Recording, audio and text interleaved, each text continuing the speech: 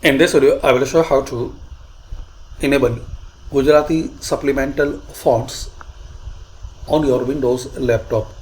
So guys, if you are using Windows laptop or PC and any version of Windows 10 or 11, you can install and download easily Gujarati supplemental fonts.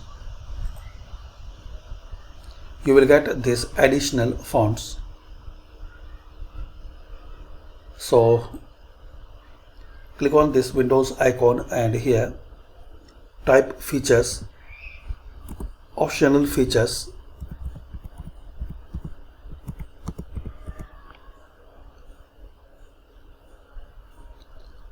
You will see best match, optional features, system settings. Left click on it. Now here left click on view features. Now in this list, find out this setting Gujarati supplemental fonts. Select it.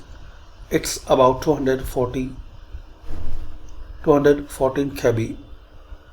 Then next and install. Once this installing complete, restart your system.